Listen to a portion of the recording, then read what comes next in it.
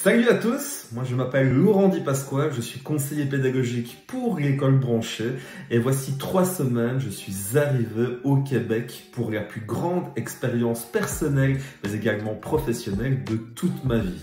Alors je viens de Belgique, j'y étais enseignant d'univers social, je donnais cours de géographie, de sciences sociales à des élèves du secondaire, mais j'étais également formateur pour les enseignants concernant les questions numériques dans un organisme qui les accompagnait dans leur contexte scolaire, mais également à distance. Alors je ne vous cache pas que malgré mon expérience, ce voyage ici m'a demandé quelques adaptations et quelques conseils afin de rendre mon arrivée et mon travail le plus efficace possible. Et j'ai justement envie de vous en partager 3 qui vont vous faciliter la vie dans ces débuts.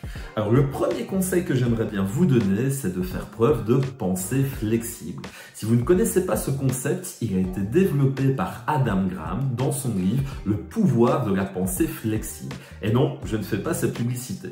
Alors ce concept vous explique qu'il faut pouvoir réussir à remettre en question les certitudes concernant son niveau de compétence, mais également ses propres savoirs, et que cela représenterait une véritable forme d'intelligence. L'intelligence de remettre en question ce que l'on sait afin de pouvoir admettre ce qu'il reste à apprendre et ce que l'on doit faire comme chemin afin de pouvoir s'adapter à des nouveaux savoirs et un nouveau contexte. Et c'est précisément le conseil que je vais vous donner dans cette situation. Que malgré en fait l'expérience que vous avez accumulée dans votre précédente tâche et dans votre précédent contexte, il va falloir réactualiser ceci et faire preuve d'une certaine forme d'humilité intellectuelle et se replacer dans la position d'un apprenant. Mon deuxième conseil va suivre le premier. En effet, je vous avais conseillé de faire preuve d'une posture apprenante. Eh bien, c'est tout à fait ça que je vais ici formuler et développer dans cette partie. La notion de planète apprenante a été instaurée ici, ou en tout cas développée par François Tadei. Dans son livre Enseigner au XXIe siècle, il nous apprend que nous avons tous à apprendre des autres, mais que nous pouvons tous également apprendre aux autres par rapport à nos acquis et nos expériences. Et mon deuxième conseil est véritablement là. Pour valoriser votre expérience, sachez que vous allez enrichir les pratiques et les points de vue des collègues avec lesquels vous allez collaborer, même si vous n'avez pas encore travaillé dans ce nouveau contexte. Et là est votre véritable richesse.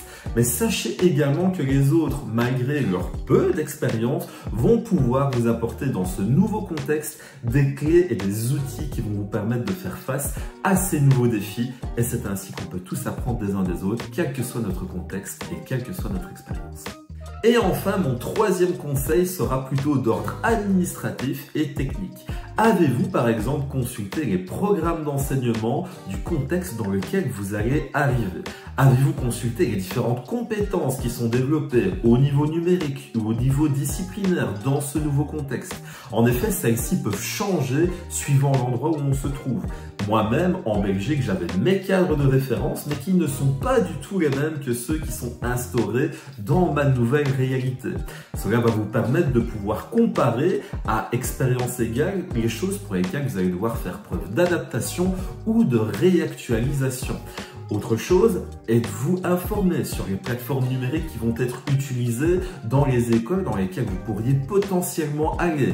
Les législations concernant l'utilisation du numérique sont-elles les mêmes de votre premier contexte envers votre nouvelle réalité? Toutes ces questions devront trouver des réponses afin de faciliter votre adaptation à votre nouveau poste.